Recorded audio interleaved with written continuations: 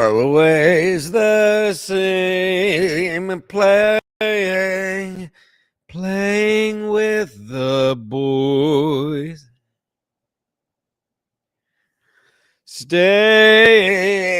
Playing with small boys. The meds totally suck, but that won't stop me from playing with the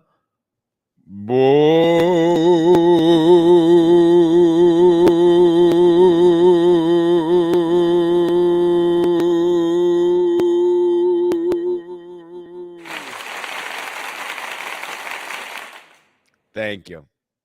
Thank you very much. Oh, thank you. Unbelievable. Thank you very much for that. I am a great singer. They call me Golden Pipes Jim. Yeah, anywho, I got some new buttons here. Watch this.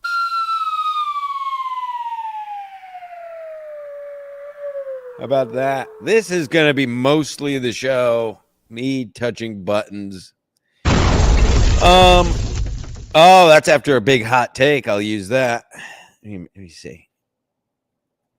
It's for my hot takes. This is for just about after everything I say.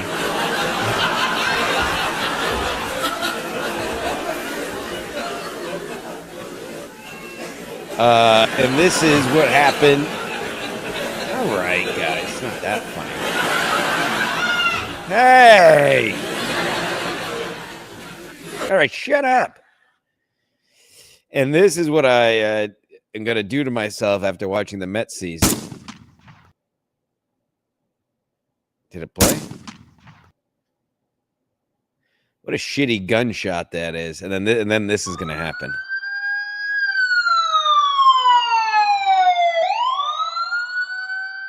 And then, of course, oh no, that's all of them. Anywho, enough bullshit.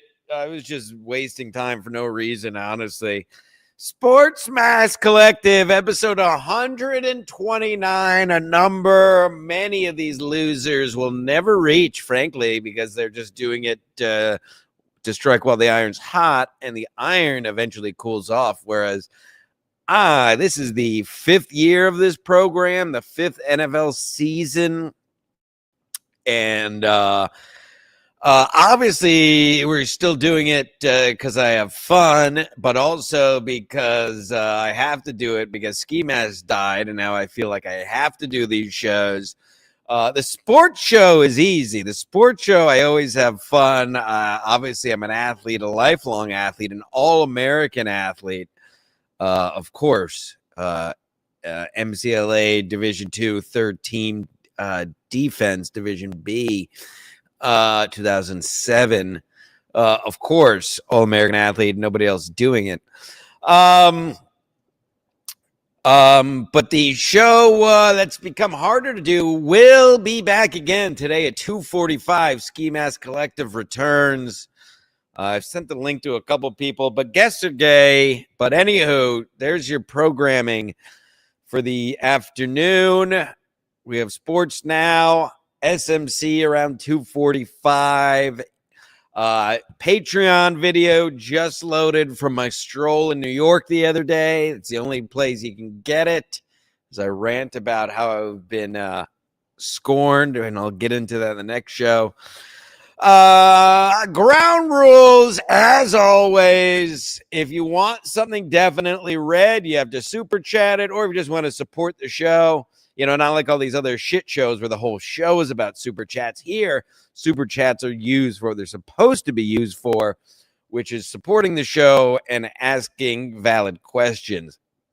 I may or may not get to the poor people chat. The last 2 shows, I never even got to the poor people chat. And of course, at the bottom of the screen, I desperately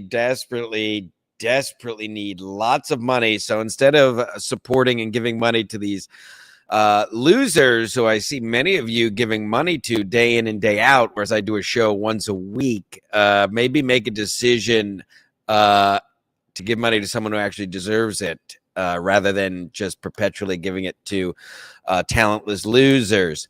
Last programming note, because I know this is live on Twitter as well, which is why the numbers are just absolutely amazing. But you can only, a little behind the curtain, you can only see comments if you make them on YouTube. Just a heads up. So if you're commenting on Twitter, I don't see them on my end. Only people on Twitter see them.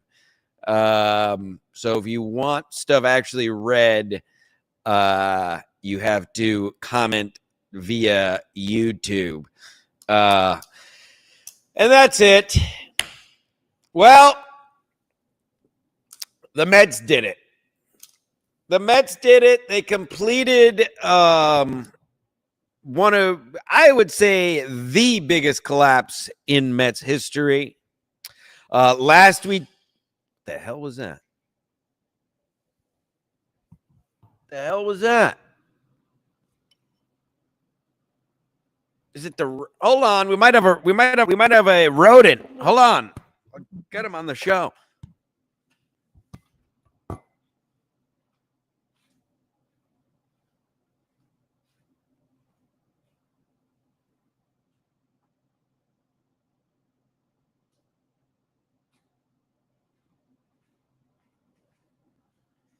False alarm, false alarm, no rodents. You never know what's going to happen here. I'm looking for rodents. Hold on, let's go. Let's play a sound effect for that. Isn't there like there should be an, oh. Don't worry, everyone, no rodents.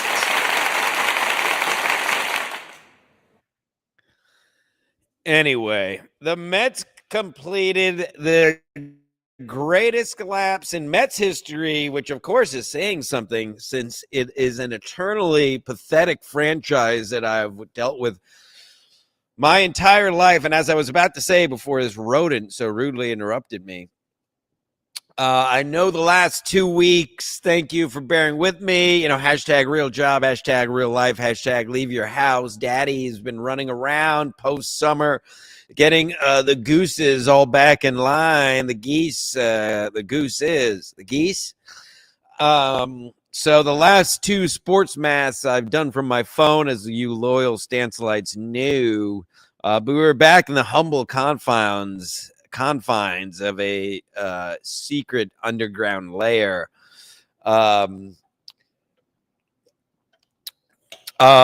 Yes, so I know last we talked, the Mets were in the midst of their collapse. It was before last weekend. And let's talk about the immediacy. Let's talk about the series with the I already blocked it out of my brain. Who did we blow it to last week? And the Marlins, of course, the Mets Marlins killers year in and year out. Let's talk about that first, then we'll get to the bigger picture. They lose 2 out of 3 to the Marlins last weekend. Forget all that. Fast forward, Sunday afternoon, the Reds are playing the Brewers at the same time the Mets are playing the Marlins. So these games are going on simultaneously. The Mets, for those who don't know, it came down to Sunday. And yes, that's right. The New York Mets season came down to one day. The team that had the best record in Major League Baseball at the end of June, season came down to fighting for the last wild card spot on the last day of the season. I'll get into that more in a minute. So as the evening went on, as the afternoon went on, I should say, the Brewers come back on the Reds. They have a 5-2 lead. Brewers end up winning that game. The Mets needed the Reds to lose, and all they had to do was win, and they were in on the Sunday. Again, fast forward and forget even the first 2 games of the series. Obviously, they show this out-of-town scores on the board. The Mets saw the Brewers the Reds lost. All the Mets had to do was win. And what did they do? What do they do on Sunday when all they had to do was win? They scored 0 runs. Let me say that again. The New York Mets, whose heart of the lineup has Juan Soto, Francisco Lindor, and Pete Alonso, score 0 runs against the Miami Marlins to miss the playoffs. They end up losing 4-0. Out, if you were with me at the bar at Casey's, I just kept screaming, out like a lamb. In like a lion, out like a lamb. I mean, quietly into the night, pathetic, absolutely slow drip, the last month and a half, 2-month collapse. Absolutely inexcusable. The offense was nowhere to be found. And forget about the offense for a second. I mean, the Mets had no pitching. What happened to our starting pitching, David Stearns, genius GM? By the end of the year, all we had were 3 prospects he had nothing to do with getting. Tong, Sprout, and McLean. Those weren't trades. Those weren't signings. Those are guys in our minor league system. And that's all we had. David Peterson, worthless, totally worthless. Manaya, worthless, totally worthless. I mean, all you need to know, they brought in Edwin Diaz in the 4th inning on Sunday. And why Manaya even started, I guess because we had literally no one else. I mean, totally pathetic. All this David Stearns, our GM, he acts holier than thou and that he's smarter than everybody. Well, what the fuck happened then, David? How do we have no pitching? Our King Jew, Stephen Cohen, guaranteed the Mets fans a championship when he came on in 2020. Guaranteed the Mets fans a championship by 2025. It's 2025 and they didn't make the playoffs.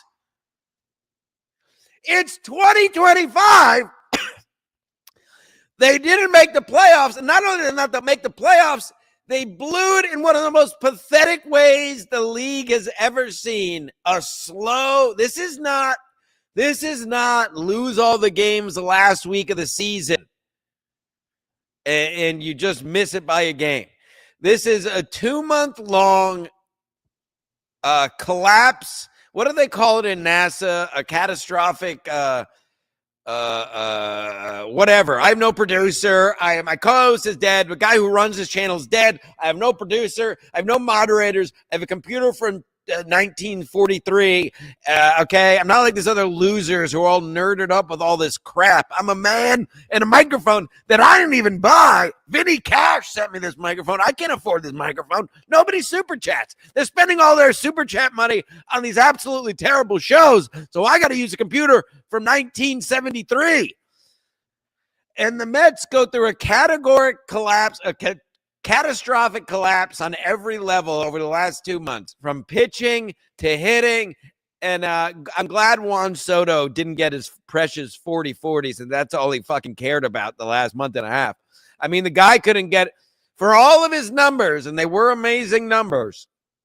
How many times did we watch Soto in a big spot, 8th inning or later, chance to even the game, some games they won where he had a chance to add runs. How many times did he fail down the stretch? Pete Alonso, God bless him. Pete Alonso, the great white hope, I call him, was the only guy, and Lindor. I get Lindor and Alonso, tip of the cap to them. They came up in big spots all year. Juan Soto was nowhere to be found in big spots all season. I mean, of course, he had some big hits along the way, but down the stretch, when they needed it, once again, nowhere to be found. And by the way, he may be playing DH as early as next year. I told you earlier this Mets season, he is totally lost in right field, which I know is nothing too new. People that watch him know he can't play outfield, but he literally might be DH. 15-year contract. He might be a DH already in his second year. As I expect the Mets to clean house, and they're going to have to make room for a bat. How do you make room for a bat? You throw him in right field and have Soto DH. Yes, the Mets. I love this stat. Really sums it all up. The Mets, after the 8th inning, when trailing, were 0-70 on the year. Say that again. The Mets, when trailing after 8 innings, were 0-70 on the year. Never, not once, came back in the 9th inning when trailing. They went and tied a few times and pulled it out. I was at the game. Francisco Lindor walk-off. Hello. I was at many games this year. I'll touch on it in a second. 0-70 when trailing after the 8th inning for the 2025 New York Mets. That is coaching. That is just personal lack of gumption. How is there no boo sound? Hold on. Boo! There is a boo sound. Hold on. How did I miss this? Oh, let me do this again. 0-70, the Mets, 2025 Mets, when trailing after 8 innings. And I'm going to, I mean, the opposite of last year, right? Remember the Mets run last year. And I know I've talked about this in episodes past, but the Mets last year had a culture, had a chemistry, the OMG sign, the candelita, the trumpets, the grimace, the pimp. My dear friend Max Wiener, who I interviewed while wearing a grimace costume, the Mets pimp last year. This year, and I touched on this in one of the recent episodes, this year there was never any kind of culture to this team. There was never that, again, like I just said last year, you had so many different things with it. You had the grimace effect. You had the OMG sign with Jose Iglesias and his Canelita song. You had the homeless pimp. You had Glizzy Iggy, the little dog that would go to the games. You had so many very Mets things. There was honestly and truly a tangible energy and buzz in the air, the stadium, a chemistry you could feel amongst the players. And it just was never waited all year to have some kind of, they never really had, while they had big games, they never had that moment, I suppose. It's easiest way. They never had the moment that brought it all together. My friend Cessa, obviously the sports pope, the king, the god, who I still, if you don't listen to him and listen to this, well, you have great taste to listen to this, but you should probably listen to my friend Cessa. As he has his finger on the pulse of all sports, but especially New York sports. He mentioned that he heard rumblings of Soto and Lindor not getting along, which I could see. If you pay attention, if you're unfortunately a diehard like me and you watch most of the games, you always saw Lindor and Pete joking around, messing around. Soto had moments, and it's really not a surprise from everything we know about Soto. He seems a very me-first player. I think he's a very easygoing guy. I think he's a business-first guy that's not ashamed of putting business and his numbers first, because at the end of the day in baseball, it is a very individual sport within a bigger team game, obviously. It's one of the interesting sports like that. You're on an island at the plate. The ball gets hit to you. You're on your own. It's not like football or lacrosse or, NHL where you need other people to run plays. You can essentially be on an island in baseball. And I think Soto is one of the guys who operates on an island. And that's not to say he's a dick, but I don't think he's a team player. I think that I can say that safely. He's not going to lead a locker room whatsoever. So you heard rumblings down the stretch of little, nothing tangible. You heard rumblings that Soto and Lindor have a little bit of a thing. And, but you know what? That all checks out in the end. When you have a team totally collapse and all of a sudden can't score runs the last month and can't make it happen the last month, there's something wrong chemistry-wise with that team. It's not just you go cold. You go cold for a couple days to a week. And that's what I know. I have ADHD. I have ADHD.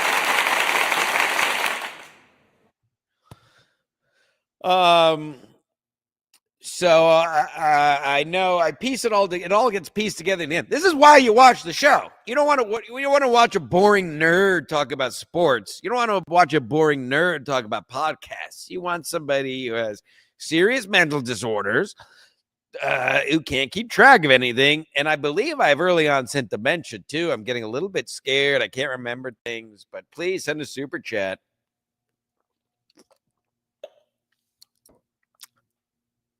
I think I have early onset dementia. Shut up. Yeah. Like I said, this is, in IMHO, in my humble opinion, the biggest collapse in Mets history, which again is saying something with this organization, who's had, I've witnessed many collapses. But like I said earlier, and tying it back to the chemistry, this is not going cold for a week. This is, again, a team, best record in baseball, the end of June, 6.5 game lead in the division at the end of June. Not in the wild card, 6.5 game lead in their division at the end of June. Best record in baseball at the end of June. That wasn't even 3 months ago. And you not only go to lose, you lose a division lead. That drips away, and they're like, oh, shit. All right, well, we got an easy handle on the wild card.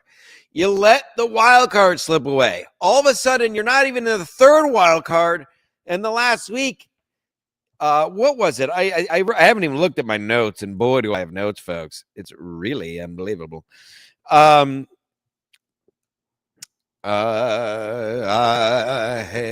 on, everyone.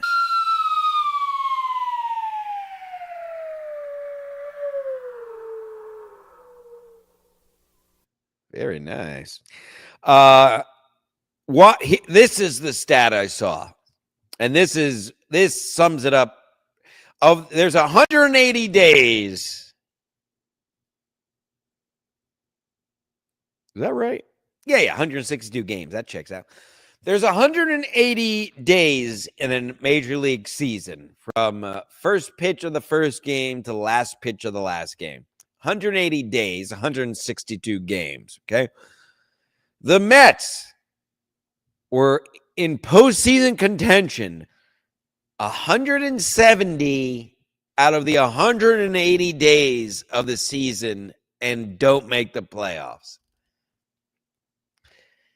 180 days in a Major League Baseball season. The Mets were in the playoffs 170 of those days, and they missed the playoffs.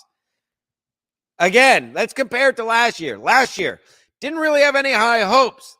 They got hot at the end of the year. They made the playoffs. They stay hot and go on a run, almost make it to the World Series, lose in the NLCS. The exact imperial opposite of this season were expectations from the ownership down, by the way. This is not the idiot fans that we are from day one with a half-assed team saying, oh, we're going to win.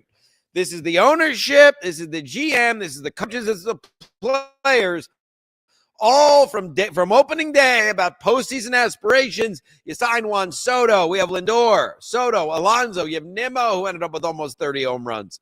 Vientos, who last year had almost 30 home runs, this year didn't exist. The exact opposite of last year.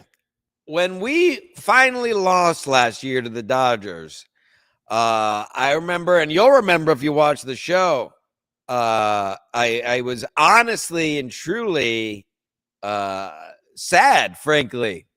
Very melancholy for a couple days.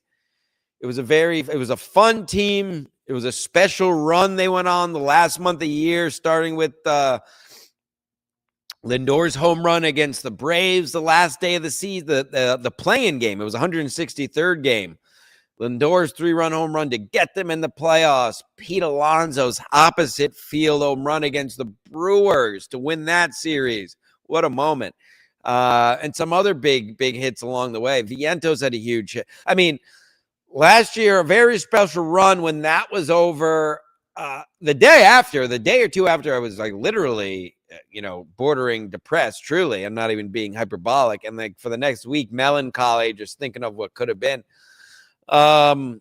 This year, you can't be sad. You can only be angry.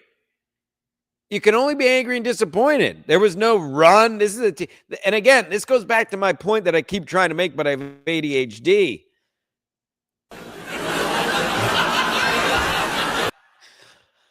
This wasn't a last week of the season collapse. This wasn't a get swept last series collapse. You're up by 4 games going in the last week and you lose 5 out of 6 and all of a sudden you're out of the playoffs.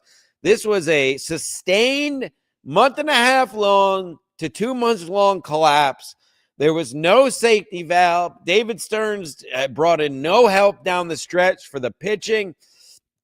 The batter, the hitters, for all as good as the season on paper they had, nobody, Juan Soto especially, you lost 4-0 to the Marlins when all you had to do was win to make the playoffs.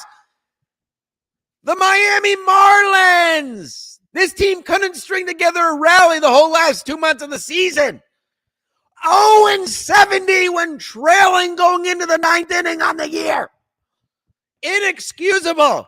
No heart, no gumption, no backbone. I don't care who they find. And this isn't even, I can't even blame the King Jew, Stephen Cohen. He wrote every check. David Stearns asked him to make. This is squarely on the players. Carlos Mendoza. And by the way, the Mets were hit by pitch more than any other team. The umpires squeezed them. If you watch the Mets games, the umpires were squeezing them more than any team I've seen. And did Carlos Mendoza couldn't get tossed from one fucking game? Do something. The team was drowning the last 3 weeks. There was nothing. I went to the last home game. Freakish shit too. I know I talked about this. I was at the last home game. You have a guy I've never seen a guy kick a ball into his glove. If you don't know what I'm talking about, they were rallying. I forgot who hit it. Somebody hit a deep ball to center field. He jumped, basically brought it back in the park, fell out of his glove, kicked it back up to himself, and caught the ball for the last out of the inning. That is a collapse in a nutshell. But Carlos Mendoza couldn't do something. You can't just keep, and then we'll get into Aaron Glenn. We're going to get into football in a minute, of course. I have to get this out of the way, and I'll never talk about the Mets again until March, because this is just pathetic. And like I said, last year, there was a lot of emotion involved. This year, I don't give a fuck. Dead to me. I said it. I've been telling everybody, anybody, go ahead. You could say whatever you want about the Mets this year. Talk all the shit you want. They deserve all the shit talk. Oh, Rickosaurus, I'm sorry. I'm late.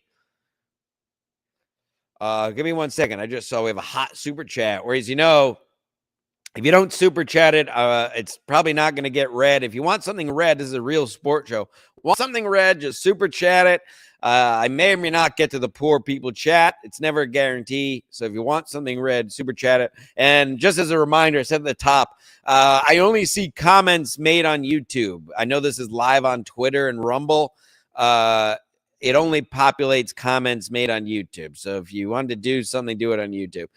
I interrupted myself, but who cares? My point is just lack of backbone. Carlos Mendoza, and I like Carlos Mendoza overall, but the answer, like I said, I'm going to get into with Aaron Glenn as well, isn't just, well, we tried. We'll see what happens. We'll come out tomorrow. The guys are playing, yeah, we got to do something. Yeah, you do have to do something, and you didn't.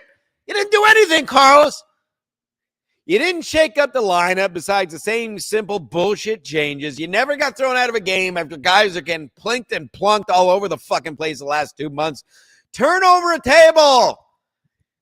Flip a Gatorade bottle on Saturday when they lost, or was it Friday? Whatever day it was, whatever was the first game they lost to the Marlins. I think it was Friday. They just, you could see in the dugout, they were done.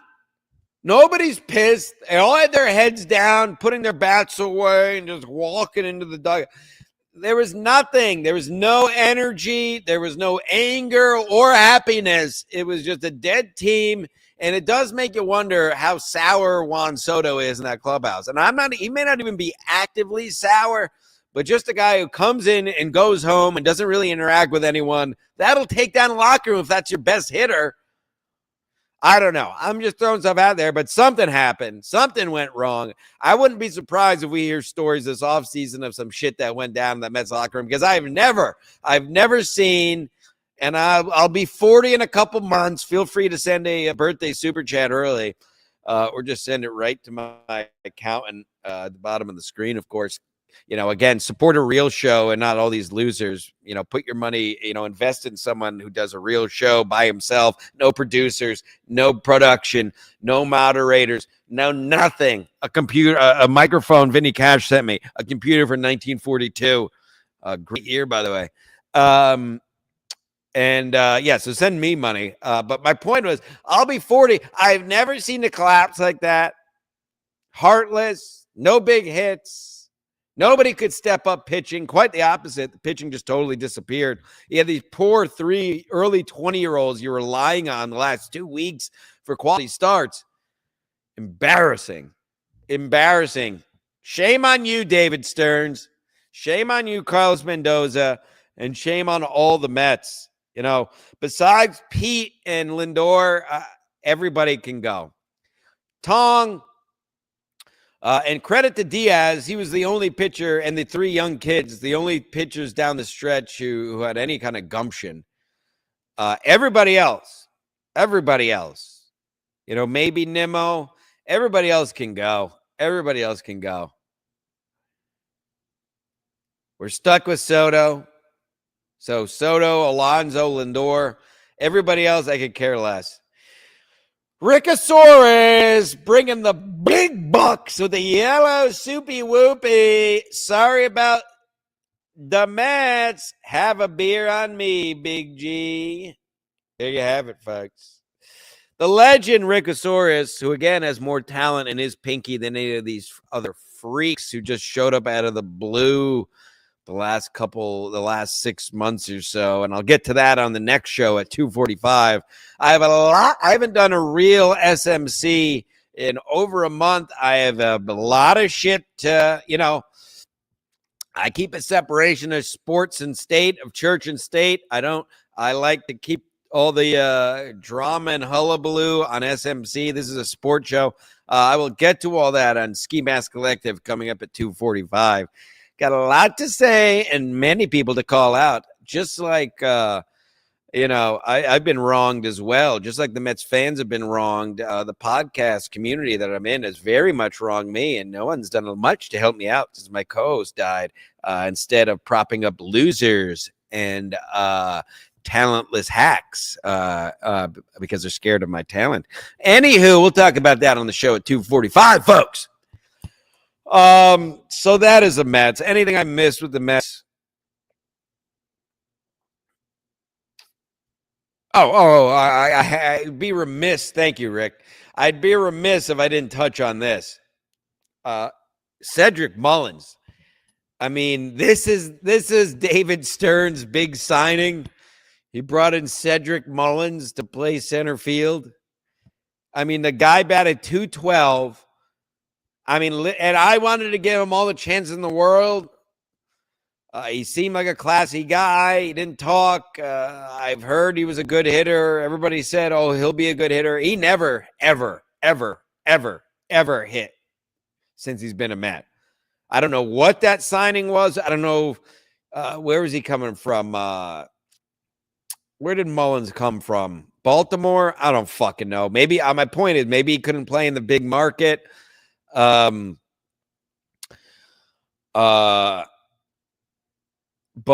Cedric Mullins, totally worthless. And that's David Stearns Big signing. By the way, I lifted buys and tries this morning. Can you tell?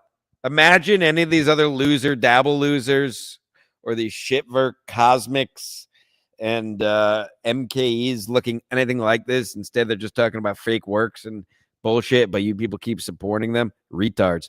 Anywho, I'll just keep looking at it like this and fuck all your bitches. Anywho, so rest in peace, the 2025 New York Mets.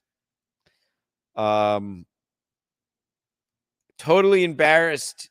Well, obviously they should be embarrassed, but they really, me and my fellow Mets fans have been totally embarrassed by this team.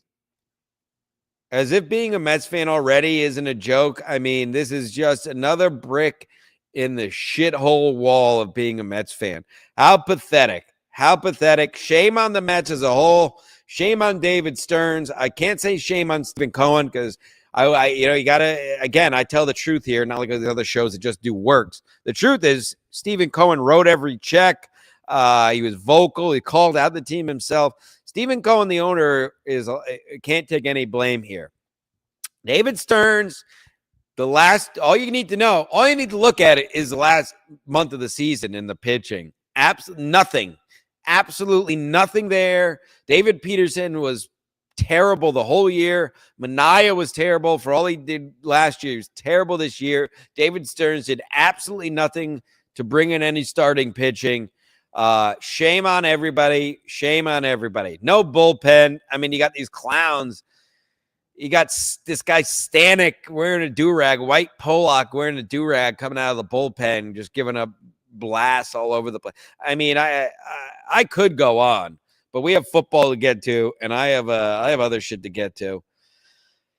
Man, just brutal. I will say this, this is just not team related. That's a period stop on Mets team themselves and the pathetic collapse.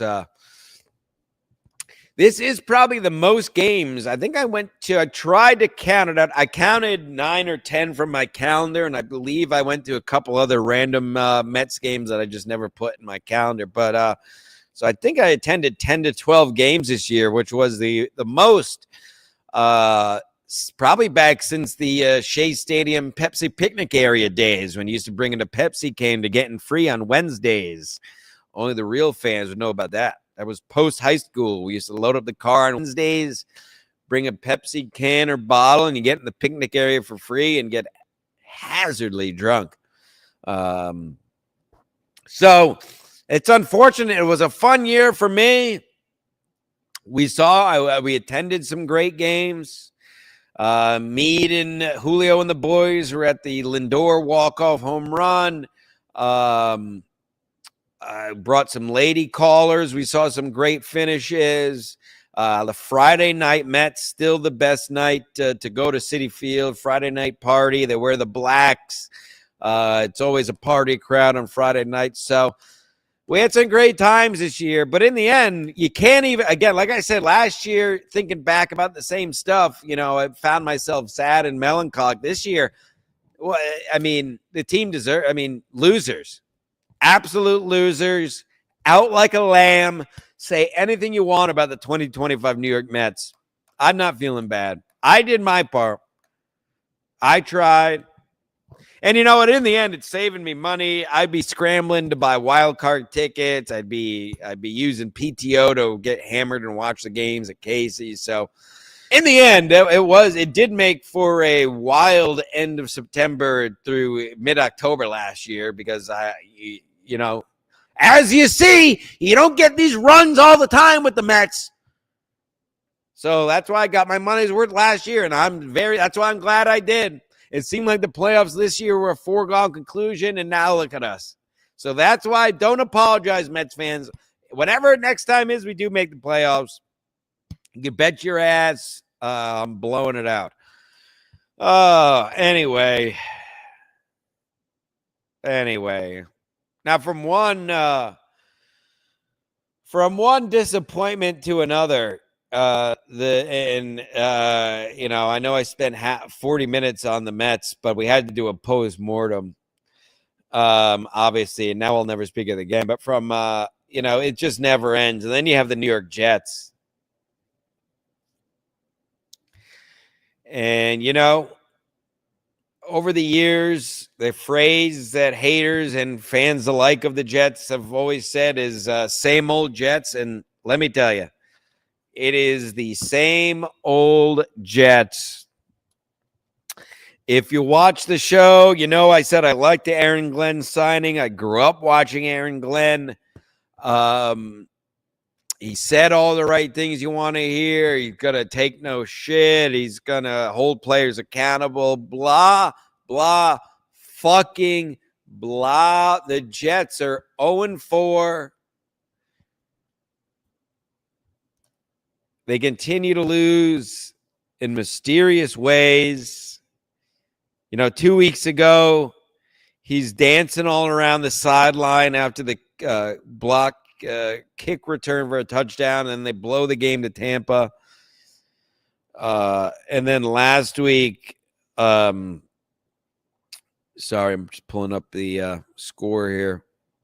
Yeah, and then last week against the lowly Dolphins, whose coach's head is on the line, who Tua is basically a mongoloid all the times he's been in the head, couldn't stop Tyreek Hill. Essentially done. He'll just be beating his wife in private the rest of the year.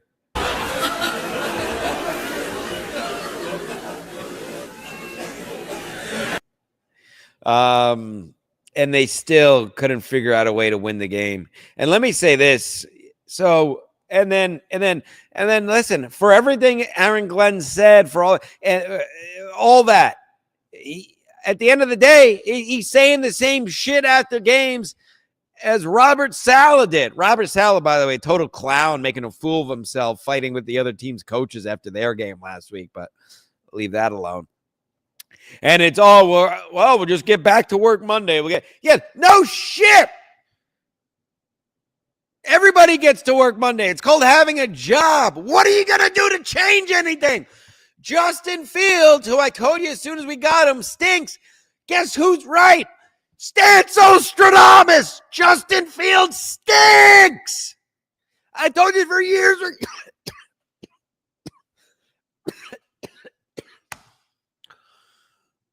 I told you when he was on the Bears, he stinks. He has fetal alcohol syndrome.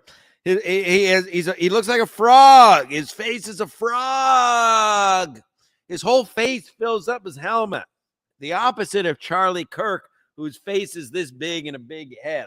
I'll talk about how Charlie Kirk is a South Park character on SMC at 2:45.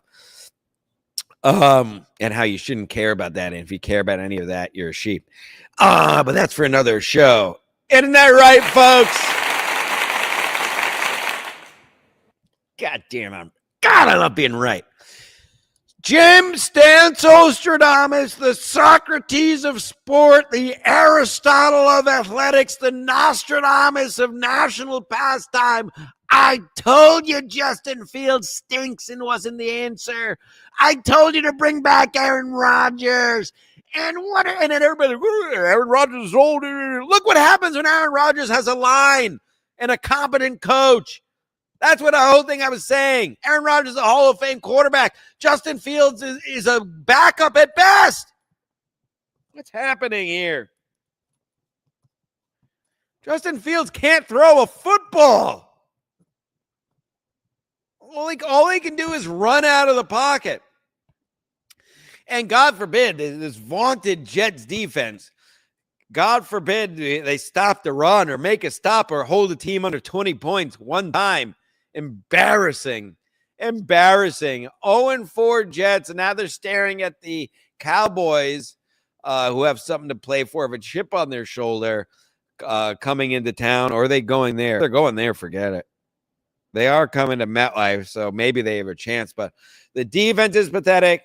Breece Hall and Garrett Wilson wasting these poor kids' careers. These are Pro Bowl kids.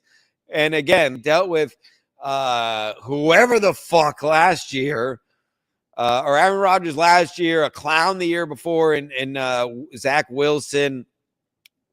And slowly, just like the Jets do with these players, slowly these games and these years are ticking off. on these kids' careers. Garrett Wilson, Breece Hall, the new what's the Jason Taylor's son, our tight end or emerging tight end, Justin Taylor. It's like a very similar name. Whatever, doesn't matter. But point is, wasting these years, and not that we expected much this year. I didn't expect much. I told you that. But I expected maybe 6-7 wins. I mean, say what you want again, and I've talked about this. Say what you want about the Jets last year. They blew 4 or 5 games in the last minute. Mostly had to call them out. Garrett Wilson, big drops, and other receiver. I think they led the league in touchdown drops in the last 5 minutes of the game or something. The Jets could have easily, people forget this. And I understand coulda, shoulda, woulda. Last year, the Jets could have had 9 or 10 wins if people could operate. If wide receivers almost specifically could operate in the last 5 minutes of a game, the Jets could have made the playoffs last year. And now, forget that. So people forget about that. First of all, start with that. The Jets could have made the playoffs last year if these guys could hang on to wide open passes in the last 5 minutes. You go from that with a clown coach last year on top of it.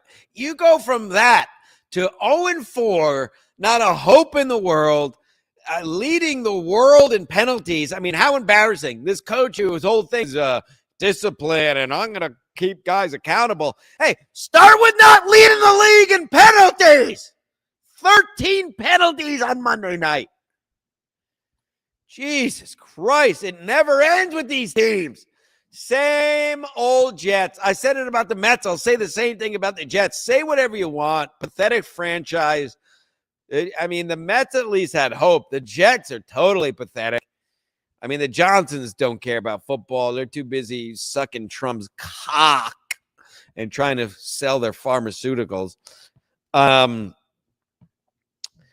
It never ends. It never ends. Well, this will be a little bit longer show. We still have to do the picks. Let me see what other notes I had. But I mean, that's really all I have of the Jets. But Fields cannot play. I mean this seriously. I'm not being hyperbolic, and I said this a couple of weeks ago. Tyrone Taylor honestly gives the Mets a better chance at winning. He spreads the ball. Justin Fields literally has fetal alcohol syndrome. He passes to the same people over and over again. He doesn't look around. Tyrone Taylor at least spreads the ball around. He's a smarter quarterback. He understands, when to audible.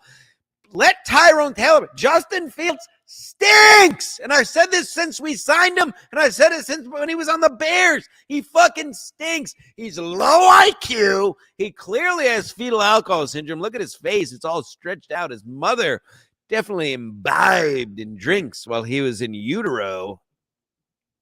Oh, sorry.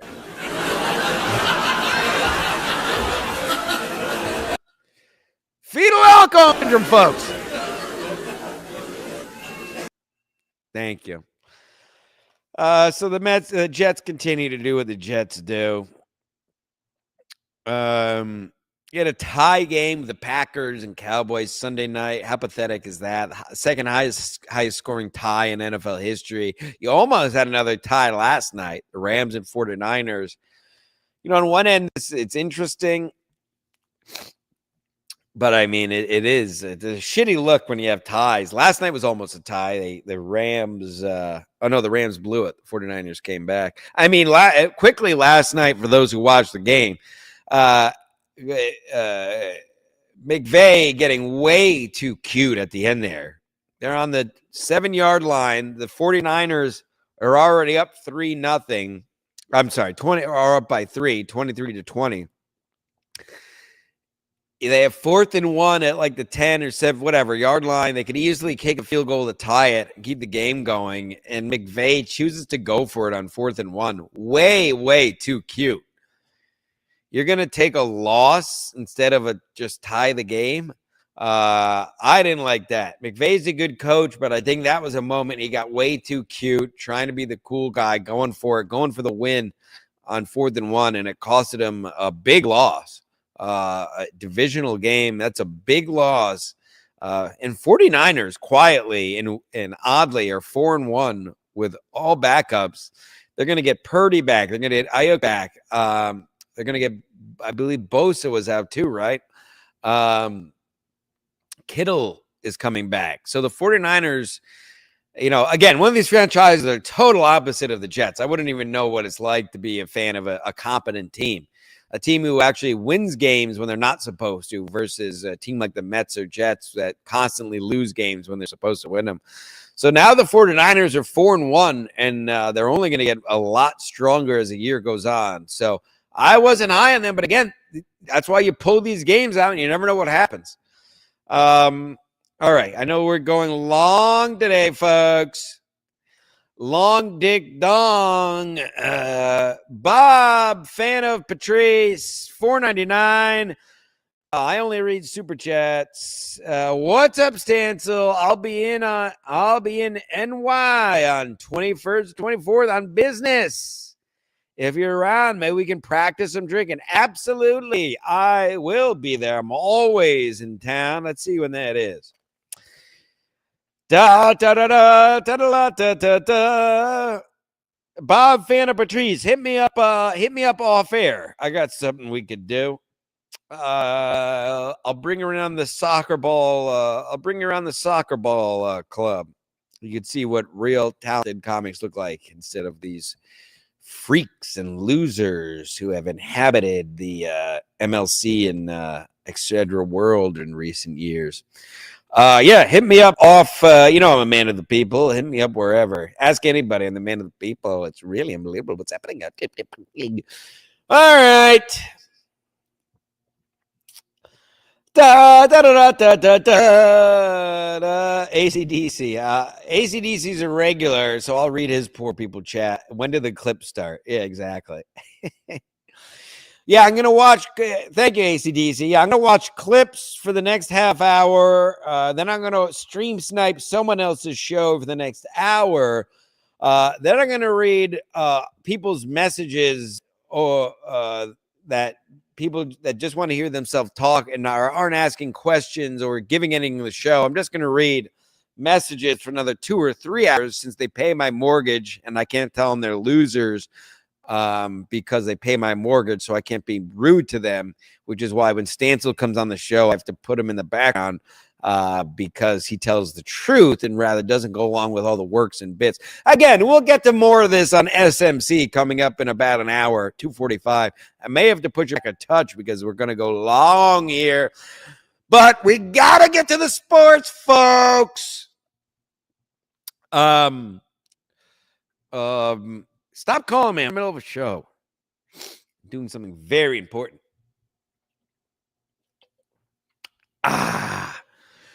Celsius, folks. Don't we all love Celsius, folks? Celsius. Hey, everybody. Celsius. Thanks. We don't. Whoever drinks Red Bull anymore? Am I right? Hold on. Quick call. Hold on. I'll be right back.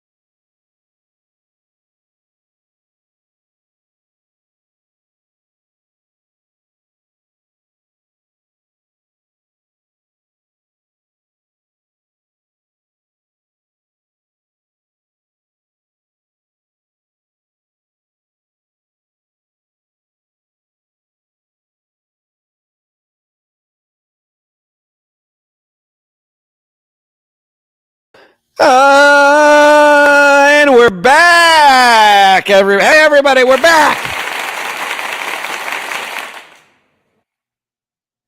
Sorry, some people have very, very, very important jobs and they just don't sit behind the computer and stream 6 days a week. Anyway, I hope you got your money's worth out of that ACDC. Rickosaurus, put them on the board. I drink both Red Bull, Zero Sugar, and Celsius in powder. I have seen the. Wait, are you talking about cocaine? If you're being serious, I have seen the powder packet Celsius mix, but it weirds me out. Red Bull has I've always drank Red Bull before Celsius just as a tool, just to do with coffee. But Red Bull has always tasted less like chemicals. This goes down smooth and tastes so sweet. Celsius for when you got to do 2 podcasts in the same day.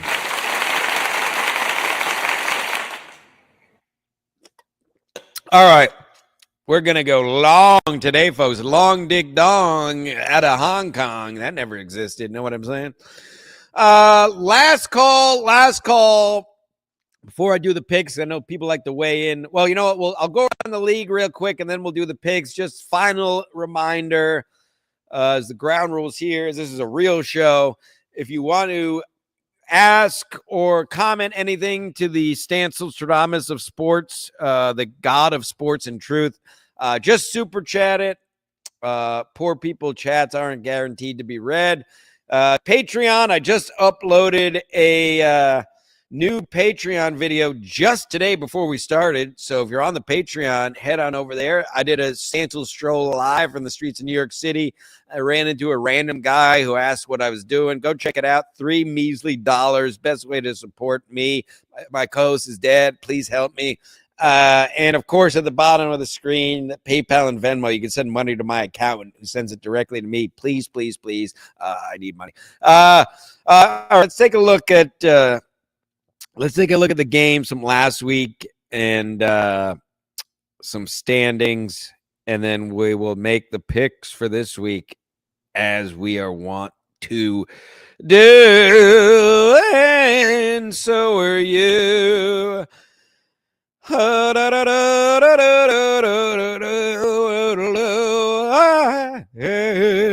so much I meant to tell you, so much I can say. You remain my power, my pleasure, my pain. Baby, love is like a vocal dictionary. Let's see. Anything interesting from last week?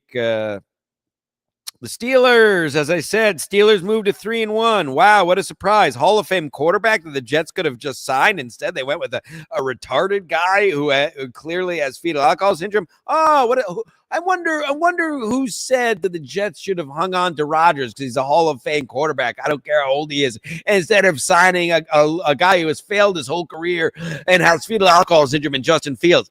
I said it. Stancil Stradamus. Yes. You clap, you bastards. Thank you. There's so much I meant to tell you. Bang, Colts totally destroy. Oh, no, wait. Why? This is preseason. What the fuck? Fucking. Hold on, you fucking. Oh, Commanders with a tough loss to the Falcons. By the way, I always keep you updated abreast of my fantasy teams. I am 4-0 in one league, 4-0 in one league, and 2-2 in the other league. Giants, they started Jackson Dart. I didn't agree with it, I'll be honest, but they got a snuck out a win from the Chargers this week, last week, and now they have an easy game with the Saints coming up. You'd think they would have the Saints are one of the worst teams. Texans destroyed the Titans, and as I've been telling you week after week, the Titans and the Panthers are absolutely worthless. Don't ever bet on them. Eagles pulled it out against the Bucks. Anything else interesting? Everything else is pretty much par for the course here. Chiefs with that big win against the Ravens. And the Chiefs all of a sudden are quietly moving on up to the big something in the sky. And yes, the Broncos dismantled the Bengals late on Monday night. And the Bengals, for all intents and purposes, are done. Let's just go around and see if there's anything interesting in the standings. Yeah, that AFC West is going to be interesting down the stretch here. Chargers at 3-1. Chiefs are now 2-2. Broncos are 2-2. AFC North, all of a sudden, the Steelers, if they can string together some good performances, the Steelers could run away. Lamar Jackson is out this week. Lamar Jackson only put the Ravens are 1-3. The Ravens are, can you believe it? The Ravens are 1-3, and now Lamar Jackson is out this week. The Bengals are 2-2, but Burrow is done, and their backup is just stinks, and the Browns are terrible. So the Steelers have a chance to take control of this division in coming weeks. AFC South, the Colts are 3-1. The Jags are 3-1. Told you the Jags were going to have a comeback year. I'm right. Now they're winning with the defense. And the Colts continue to, I think, overachieve. So that'll be interesting to see how that shakes out. The NFC East, the Eagles all of a sudden at 4-0. The Commanders with the loss last week are 2-2. Cowboys and the Giants in the basement at 1-2 and 1-3 respectively. As I said, and the NFC West is very interesting. Cardinals in last at 2-2. We have the Niners now at 4-1. The Seahawks at 3-1. The Rams at 3-2. That's why that was a big, big win by the 49ers last night, and that's why it was totally idiotic what McVay did going for it instead of kicking the field goal to tie the game in overtime. Idiotic, totally idiotic. And the NFC South, who gives a shit? Who gives a fuck? Bucks 3-1, Falcons 2-2. All right, it's about that time, folks. It's about that time, folks. You know what time it is. It's time to make the picks. Play the music. Ladies and gentlemen, it is time. The picks for week 5 of the 2025 NFL season from yours truly, Jim Stansel Stradamus, the oracle of sports and podcasting, the last of the Mohegans of podcasting. Truly unbelievable what's happening out here. Here we go. Another 9:30 game because I'm not going to rant about it again, but Roger Goodell just can't turn down money. He's just trying to suck the Tottenham takeover, it's being called. Jesus, pathetic. Just to sell some more jerseys for Roger Goodell. Well, anyway, in Tottenham, you have Vikings at the Browns. Browns are getting 4.5. Give me the Vikings minus the 4.5. The Browns stink. They're making a change at quarterback. They're lost. Give me the Vikings. Obviously it's a neutral site. The Browns are technically home, but we know what that means. So give me the Vikings there minus a 4.5. Raiders at Colts. The Raiders are getting 7 points here, and finally they let their star running back they drafted, Gentry, have a field day last week. I'm hoping they learn from that. I've been telling you they got to put the ball in his hands, didn't I, folks? I stand slide to watch. I've told you all season they got to give the ball to Gentry. They finally did last week in Las Vegas, and they had a breakout week. the Colts have overachieved. They have a great running back in Jonathan Taylor as well. But the Colts are riding high. This feels like a game they lose, and the Raiders are getting a touchdown. Give me the Raiders plus the 7 in Indy. The Giants at the Saints. It's a pick 'em, basically. Giants are getting 1.5. This might be the last game the Giants can win for a while, if you've seen their schedule, folks. I think they have the Eagles twice. I want to say they have the Chiefs somewhere in there. I think they have the Bills. The Giants have the hardest schedule in football, especially after this game.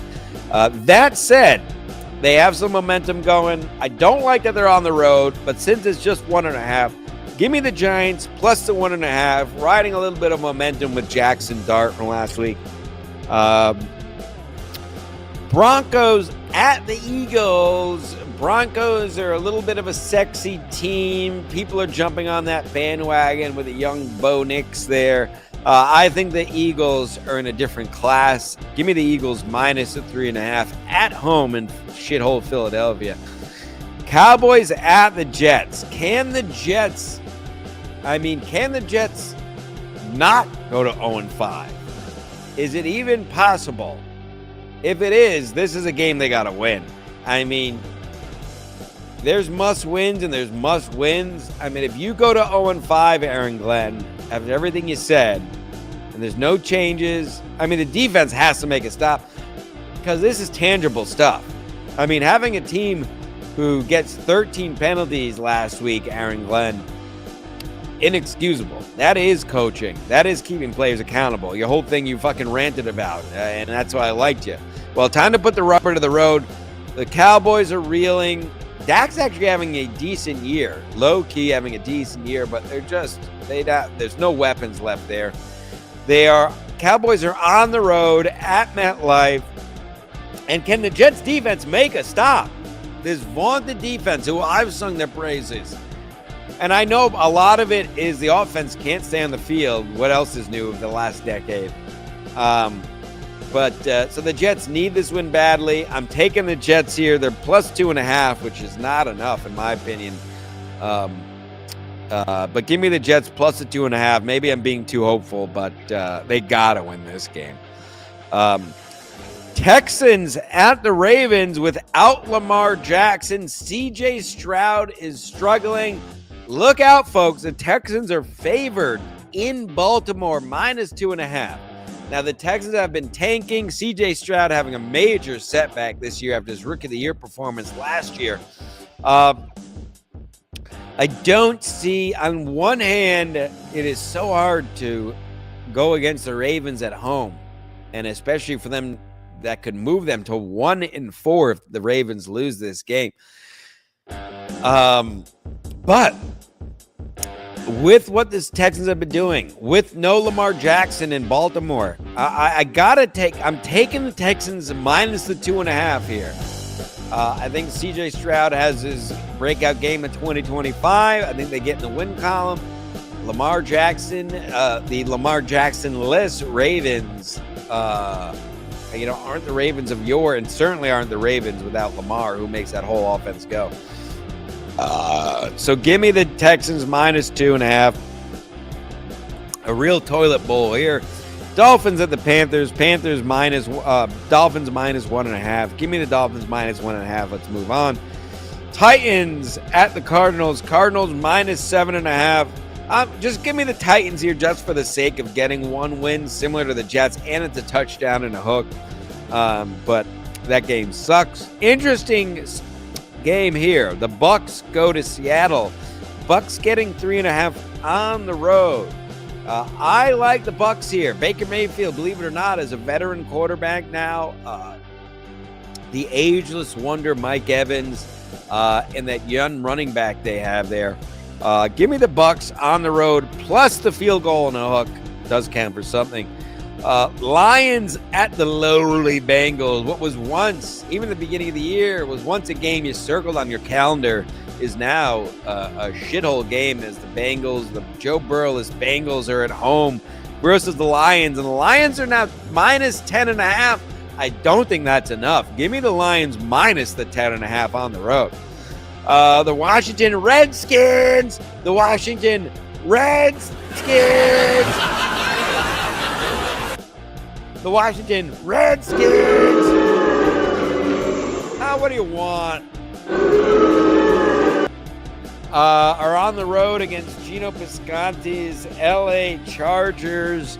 Chargers with a brutal loss to the Giants last week. The Commanders stink. Give me the Chargers, only minus 2.5 at home. What's a wild line? That might be the lock of the week. Take the Chargers there. Patriots at the Bills. Bills are minus 8.5. Is it enough? These games are always tighter. The Patriots are playing well. I'm taking the Patriots only because of the plus 8.5. Bills win, Pats cover. That's the Sunday evening game. And our Monday night game, it might be more interesting than you think, folks. And I am looking forward to watching Jacksonville. It is the Chiefs, the reeling Chiefs, on the road at Jacksonville. Jacksonville getting 3.5 at home. That said, and the Jacksonville has a good defense, but that said, I know the Chiefs have some injuries, but I think the Chiefs are getting it back on track. You still have Andy Reid. You still have Pat Mahomes. You still have Kelsey. And I know I keep saying this, but I think the Chiefs now have a little bit of a chip on their shoulder. Everybody talking about all the other teams. I think the Chiefs win that one despite the minus the 3.5. And those are your picks for week 5 of the NFL.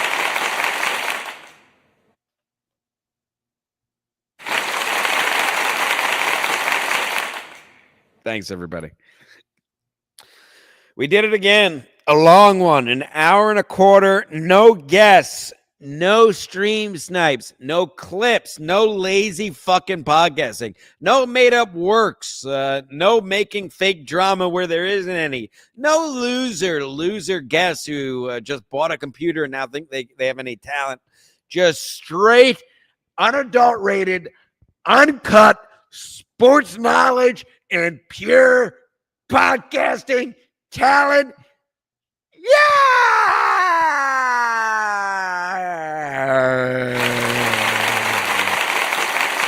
And I'll be back in about 45 minutes. I scheduled SMC for 2:45. I got a couple odds and ends to take care of, but I'm still shooting for 2:45. We may have some guests jumping on, folks. God forbid, but I don't use guests as a crutch like all these other shows. Merely for entertainment value. All right. I did it. I'm great. Tell a friend. Join the Patreon. Again, just uploaded another Patreon today. $3 measly. That's the best way to support the show. If you don't even if you don't watch anything on the Patreon, just join the Patreon. Help a nigga out, will you? All right, folks, a gunshot. I will see you in just a bit as we cover a lot of things that I've been biting my tongue and waiting for SMC for. So tune in, go eat a piece of cheese and kick your wife and come back here in about 45 minutes and we'll keep this ball rolling. Ski Mask forever. Goodbye. Oh, I forgot. Count all the troops and bring home the votes. Goodbye.